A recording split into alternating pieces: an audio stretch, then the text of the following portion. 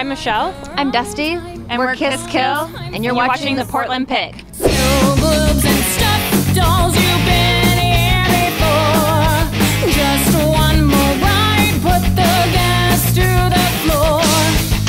Hey everyone, this is Yuriy from the Portland Pick here in Northwest Portland. I'm sitting in Theo's, one of the best burger places in town. You got to come here.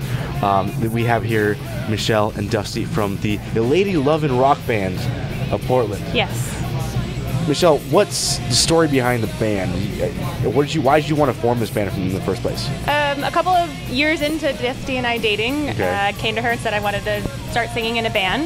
Okay. And I you never sang before this? No, I haven't. I mean, a little bit maybe in like church or something Okay. like that. But Cliche, church yes, singing, yeah. Yes. So I told her I wanted to do more of a like singer-songwriter, typical lesbian band, and Dusty wanted to do more of like a hard rock feminazi band, like Bikini Kill. And so then we decided to try and compromise and do more of just, you know, pop punk rock. So. What's that writing process look like then? So you're the lead singer, you do bass. Who writes what? What happens? She usually writes the lyrics, Okay. and then we have a guitar player, Jeff, who writes the music. He's all about. He's really talented at that kind of thing, and they just kind of put those together. And then Troy, our drummer, he writes some music at times too. Okay. How'd you find Jeff and Troy? Craigslist. Craigslist. It's nerdy, but Yeah. Well, how do you pick? I mean, I bet in Craigslist you say, yeah, lesbian rock band. Who wants to who wants to join? You're gonna get a lot of hits, right? well, not really, because we don't drink. So then the ad was pretty entertaining. It was, you know, we don't know how to play music.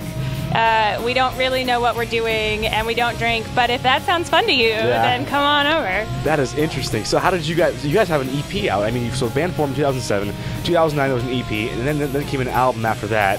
How do you go from you don't even you've never played an instrument, you pick up the bass guitar, you didn't really sing much, and now you have an awesome band? What happened?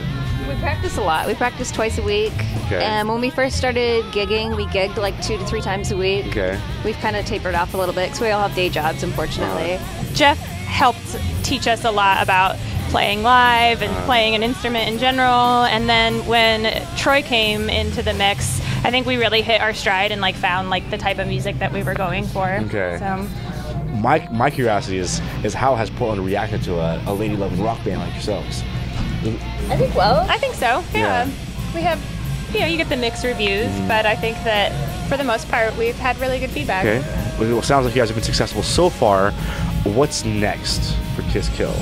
Well, we have a bunch of new songs that we'd like to get recorded. Okay.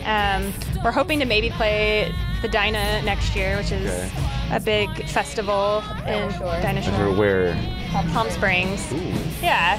A lot of bands got their start there, like in the lesbian community, so we hope that we'll go and be a big hit.